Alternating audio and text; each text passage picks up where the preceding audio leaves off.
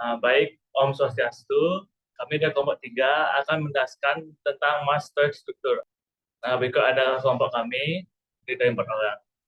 Nah, berikut adalah data isi yang akan kami bahas. Nah, untuk di awal ini, perkenalkan, nama saya Ketupan Amarawan dari kelas E dengan NIM akhir 017 akan menjelaskan tentang mass storage struktur.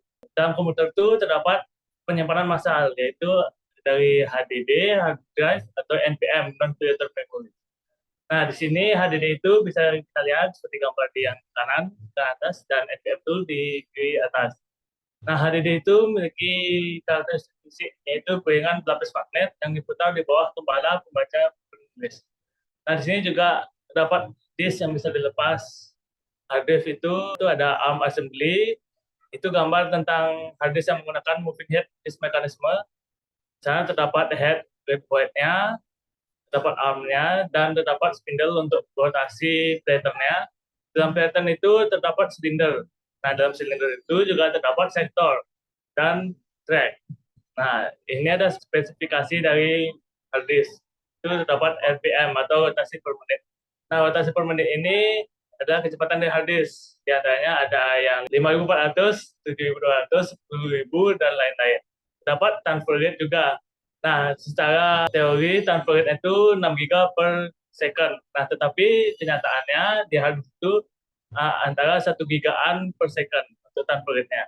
Nah, terdapat dua aspek tidak lainnya, yaitu seek time, waktu yang diperlukan untuk menggunakan lengan disk ke dalam silinder yang diinginkan. Nah, terdapat di sini juga rotasional latensi, waktu yang diperlukan untuk sektor yang diinginkan untuk diputar ke head disk. Nah, dalam hard disk drive itu terdapat kerusakan, salah satunya itu ada head crash. Head crash ini di mana head itu terlalu dekat dengan pattern sehingga merusak lapisan pelindung tipis. Ini bisa diatasi jika dicadangkan untuk penyimpanan lain atau dilindungi oleh sistem RAID. Nah, HDD juga terdapat yang bisa dilepas, yaitu contohnya ya CD drive, DVD, dan cakram Blu-ray. NVM ini yang berbasis disk drive itu ada SSD, solid state drive, dan NVM ini juga flash drive yang kita colok yang kecil itu, dan stick di RAM. Drive ini juga dipasang di smartphone. Bahkan NVM ini lebih cepat daripada HDD karena tidak memiliki komponen bergerak dan juga memakan daya yang sedikit. Nah, berikut ada gambar dari. Nah, sel NAND ini harus dihapus lebih dahulu. Sel NAND ini dapat dihapus sekitar 100.000 siklus dan diukur melalui drive write per day atau DWPD. DWPD itu berapa kali kapasitas drive dapat ditulis per hari sebelum drive mengalami kerusakan. Nah, keterbatasan ini membuat SSD itu memiliki algoritma tertentu untuk mengaturnya, yaitu di sini ada NAND flash control algoritma. Nah, ini ada gambar blok NAND tentang peak yang valid dan tidak valid. Disknya itu melakukan flash transaction layer atau FTL untuk melacak blok logis yang mana yang berisi data valid. Dan juga di sini digunakan garbage collection untuk membebaskan blok yang dapat dihapus. Lalu ada over provisioning yang dimana disk itu menyimpan 20% dari total disknya untuk penulisan. Nah, lalu ada wear leveling. Ini nih mengatur supaya tidak dalam satu blok itu terdapat data yang sangat banyak dan blok lain itu kosong. Jadi sini diatur supaya rata. Di sini ada magnetic tape. Magnetic tape ini sama kayak hard disk, tapi dia itu data itu disimpan di pita dalam gulungan. Nah, sekarang ada volatile memory device. Ini adalah state RAM yang berperan sebagai penyimpanan sekunder yang dibuat oleh driver perangkat. Perangkat di RAM ini jauh lebih cepat daripada NVM karena memiliki keuntungan dari penggunaan DRAM ini untuk menyimpan file sementara checks. Untuk sistem koneksinya melalui sistem bus I/O. Di antaranya ada ATA, SATA, eSATA, SAS atau USB dan FC. Nah, yang paling umum itu digunakan itu SATA untuk hard disk dan SSD. Untuk zaman sekarang itu ada namanya NVMe. Pemindahan data di bus dilakukan oleh perangkat elektronik yang disebut pengontrol atau host push adapter (HBA). Nah, pengontrol host ini berada di ujung komputer pada bus, sementara pengontrol perangkat terpasang di setiap perangkat penyimpanan. Nah, transfer data ini melalui CACE. Nah, kecepatan elektronik yang cepat terjadi antara di RAM host dan melalui DMA. Di sini kita bahas tentang logical block ini. Logical block ini dapat dibuat dengan memformat format blok logis pada media fisik. Nah, di media fisik Di situ ada array satu dimensi dari blok logis dihubungkan ke sektor-sektor secara berurutan. Misal sektor 0 merupakan sektor awal. Nah, lalu VM itu pemetaannya adalah dari tuple atau daftar berurutan terbatas. Nah, dalam arti itu terdapat dua tipe mapping, yaitu ada constant linear velocity dan constant angular velocity atau CAV. Nah, untuk sekarang yang sering digunakan itu adalah CAV. Nah, baik, selanjutnya akan dijelaskan rekan saya.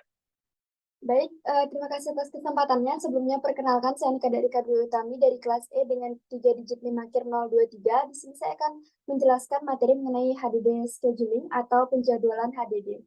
Nah, salah satu tanggung jawab dari pengoperasian sistem adalah menggunakan perangkat keras secara efisien dan penggunaan HDD harus dapat meminimalkan waktu akses dan memaksimalkan bandwidth transfer data.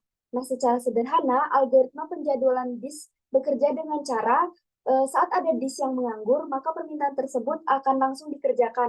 Nah, sedangkan jika disk sedang sibuk, maka setiap permintaan baru akan ditempatkan dalam antrean permintaan yang tertunda.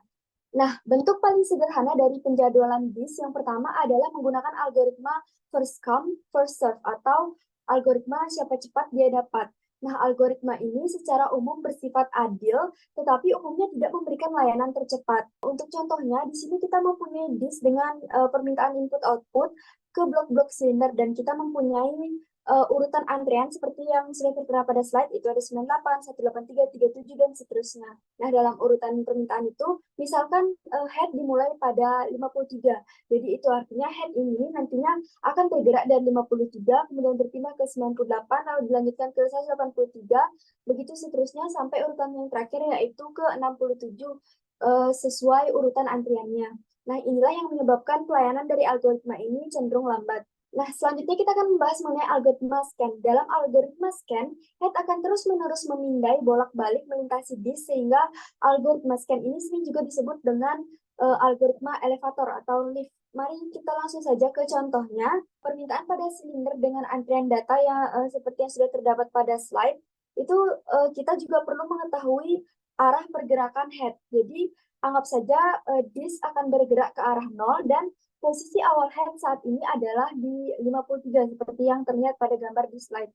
Oke, jadi head selanjutnya akan melayani dari 53 akan bergerak ke 37 lalu ke 14, lalu saat mencapai silinder 0, lengannya akan berbalik ke kanan dan akan bergerak menuju ujung lain dari piringan yang berada di sebelah kanan. Baiklah, selanjutnya kita akan membahas mengenai algoritma C-scan. Nah, C-scan ini bekerja dengan cara memindahkan head dari satu ujung disk ke ujung lainnya dan melayani permintaan di sepanjang jalan. Nah, tetapi ketika head mencapai ujung yang lain, ia akan segera kembali ke awal disk tanpa melayani permintaan apapun pada perjalanan pulang, tidak seperti algoritma scan tadi. Di sini kita asumsikan bahwa permintaan dijadwalkan ketika head bergerak dari 0 ke 199 dan posisi head awal saat ini adalah 53. Jadi permintaan akan dilayani dari 53, lalu HDD akan bergerak ke 65, 67, 98, sampai mencapai ujung yaitu di 199. Dari 199 itu dia akan berpindah ke ujung 0, lalu bergerak lagi ke kanan sehingga melayani permintaan ke-14 dan yang terakhir ke-37. Baik, selanjutnya kita akan membahas mengenai NVM scheduling atau non-volatile memory. Nah, seperti yang telah kita lihat bahwa proses input-output itu dapat terjadi secara berurutan atau acak.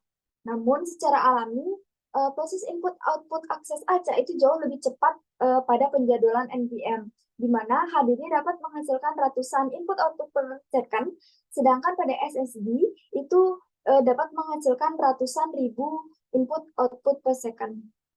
Nah, selanjutnya kita akan bahas mengenai error detection and correction. Nah, deteksi dan koreksi kesalahan ini berlaku untuk jaringan memori dan penyimpanan, sehingga kesalahan dalam penyimpanan nantinya dapat kita deteksi untuk penyimpanan massal. Nah, metode deteksi kesalahan lain yang umum dalam jaringan adalah pemeriksaan redundansi siklik yang menggunakan fungsi hash. Selain itu, mekanisme pendeteksi kesalahan lainnya adalah ACC atau Error Correction Code. Sekarang kita akan masuk ke materi Storage Device Management. Nah, sebelum perangkat penyimpanan dapat menyimpan data, perangkat tersebut harus dibagi menjadi beberapa sektor sehingga pengontrol nantinya dapat membaca dan menulis dengan baik. Nah, proses inilah yang kita sebut dengan pemformatan tingkat rendah. Nah, terdapat beberapa langkah yang harus dilakukan agar kita dapat menggunakan drive untuk menyimpan file. Di antaranya yaitu yang pertama, mempartisi perangkat ke dalam satu atau beberapa kelompok blok atau halaman. Yang kedua yaitu pembuatan dan manajemen volume, dan yang ketiga yaitu pemformatan logis. Nah, manajemen perangkat penyimpanan itu adalah pembuatan dan manajemen volume. Seperti contohnya di sini pada Windows itu terdapat volume yang diberi nama CD atau I. Nah, sehingga volume ini nantinya siap untuk dipasang dan digunakan dalam pemformatan logis dan mencakup ruang bebas atau direktori yang dialokasikan. Nah, sekarang agar komputer dapat mulai berjalan ketika dinyalakan atau di-boot ulang, ia harus memiliki program awal untuk dijalankan, dan program awal inilah yang kita sebut dengan bootstrap loader. Nah, bootstrap loader ini nantinya itu akan disimpan di dalam blok boot. Nah, di sini kita dapat melihat ilustrasi partisi boot, di mana sebuah partisi yang disebut MBR atau partisi di mana kode boot berada, serta tabel partisi yang merupakan boot sektor dari perangkat yang digunakan untuk membuat sistem operasi inilah yang nantinya disebut sebagai program dari bootstrap loader. Nah, untuk materi selanjutnya akan dijelaskan oleh rekan saya. Baik, sebelumnya perkenalkan saya Komandra Pratnya dengan 3 digit NIM terakhir 114 dari kelas F. Di sini saya akan melanjutkan presentasi mengenai swap space management atau manajemen ruang swap. Jadi yang pertama kita akan masuk mengenai penggunaan dari ruang swap ini, di mana ruang swap digunakan untuk memindahkan seluruh proses, baik itu swapping ataupun paging dari dynamic RAM ke penyimpanan sekunder ketika dynamic RAM ini tidak cukup besar untuk semua proses. Nah, untuk jumlah ruang swap ini beragam ya, tergantung dari jumlah memori fisik, jumlah memori virtual yang didukung, ataupun dari cara penggunaan memori virtual. Lalu mengenai lokasi dari swap space ini, dari ruang swap ini bisa berada di antara sistem file normal ataupun berada di partisi yang terpisah. Nah, berikut adalah contoh mengenai manajemen ruang swap. Di sini saya menggunakan Linux sebagai contoh. Bisa dilihat pada gambar ini adalah struktur data untuk swapping pada sistem Linux. Terdapat swap area dan swap map.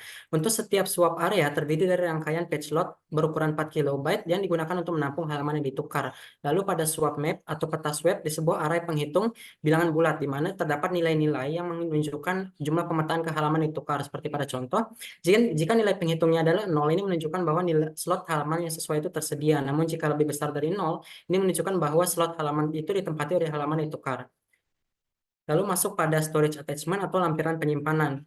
Pada umumnya, komputer itu mengakses penyimpanan sekunder dengan 3 cara, baik itu melalui penyimpanan yang terhubung ke host, baik itu melalui penyimpanan yang terhubung ke jaringan, ataupun melalui penyimpanan cloud. Di sini saya akan membahas satu persatu. Pertama, masuk ke host attachment storage atau penyimpanan yang terhubung ke host, di mana host attachment storage ini adalah penyimpanan yang diakses melalui port input-output lokal. Nah, untuk memungkinkan sistem mendapatkan akses ke lebih banyak penyimpanan, sistem dapat dihubungkan via kabel USB firewall atau motherboard ports.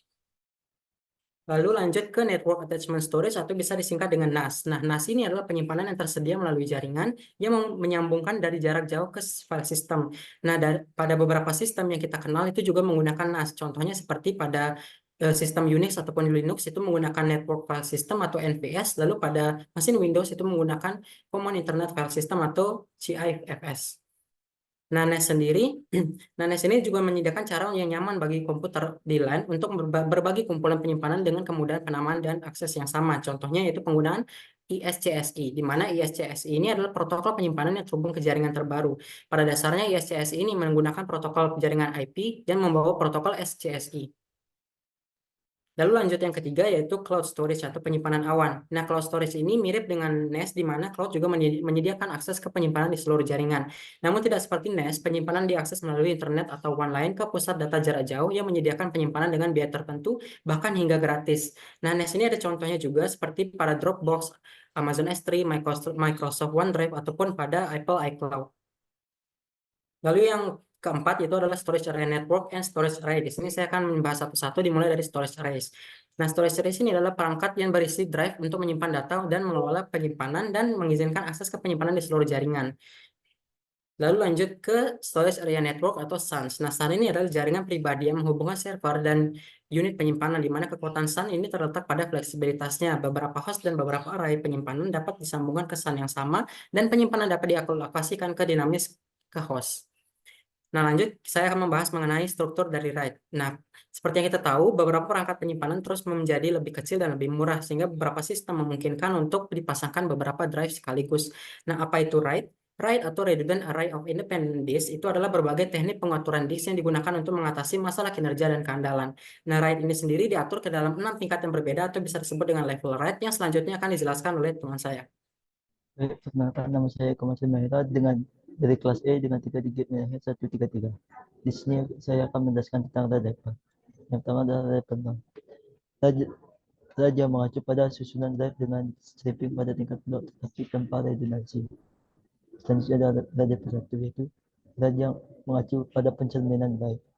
Selanjutnya adalah driver 4 yaitu raja mengacu pada konfigurasi data yang menggunakan stripping data tingkat blok dengan prioritas khusus yang dapat digunakan untuk koreksi dan deteksi kesalahan.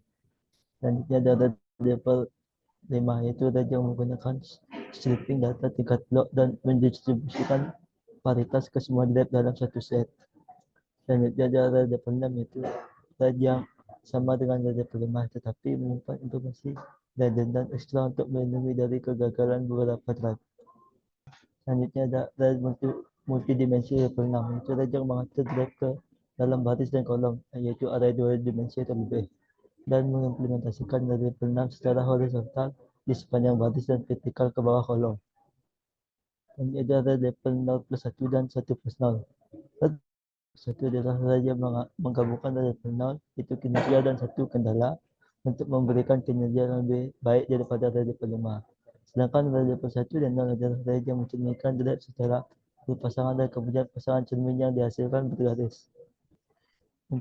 Implementasi RAID terdapat 4 yaitu RAID dapat diimplementasikan di dalam kernel atau pada lapisan perangkat lunak sistem. Selanjutnya RAID dapat diimplementasikan di dalam perangkat keras host bus adapter atau BA. Selanjutnya RAID dapat diimplementasikan di dalam perangkat keras area penyimpanan. Dan RAID dapat diimplementasikan di lapisan interaksi SAN dengan menggerakkan perangkat virtualisasi. Ada fitur lain dari RAID. Yang pertama ada snapshot, adalah tampilan sistem file sebelum pembaruan terakhir dilakukan. Selanjutnya ada replikasi, adalah duplikasi otomatis dari penulisan di antara situs-situs yang terpisah untuk redundansi dan pemulihan kegagalan yang dapat dilakukan secara sinkron dan asinkron. Replikasi juga dapat melindungi dari kehilangan data dan juga meningkatkan kinerja pembacaan. Selanjutnya itu ada cadangan panas, yaitu adalah konfigurasi yang digunakan sebagai pengganti jika terjadi kegagalan dalam drive. Selanjutnya dalam memilih RAID level.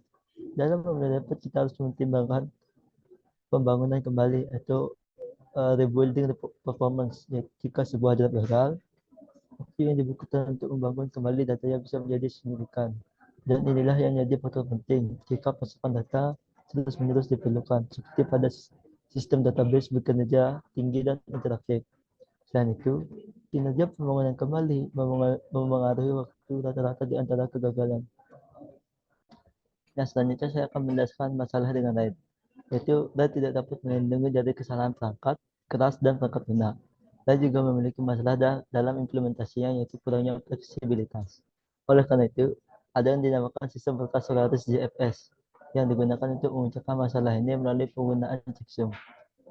JFS menyimpan checksum ini dari semua blok termasuk data dan metadata. Checksum ini disimpan dengan petunjuk ke blok selanjutnya.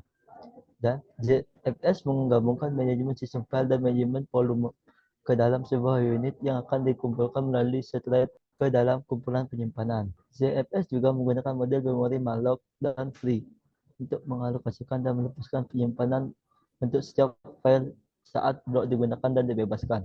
Selanjutnya penyimpanan objek, yaitu secara umumnya penyimpanan objek pada komputer adalah sebagai berikut. Yang pertama itu adalah buat sebuah objek di dalam kumpulan penyimpanan dan dapatkan id objek. Selanjutnya, mengakses objek dibutuhkan melalui id objek dan menghapus objek melalui id objek. Nah, perangkat lunak manajemen penyimpanan objek seperti sistem file Hadoop atau HDFS dan SAP itu menentukan tempat penyimpanan objek dan mengelola perlindungan objek. Biasanya hal ini terjadi pada perangkat keras komoditas, bukan pada area RAID. Adapun fitur utama lain dari penyimpanan objek adalah bahwa setiap objek dapat mendeskripsikan dirinya sendiri, termasuk deskripsi isinya. Bahkan penyimpanan objek juga dikenal sebagai penyimpanan yang dapat di dalam konten, karena objek dapat diambil berdasarkan isinya. Sekian presentasi dari kelompok kami. Saya ucapkan terima kasih. Om Santi Santi Santi Om.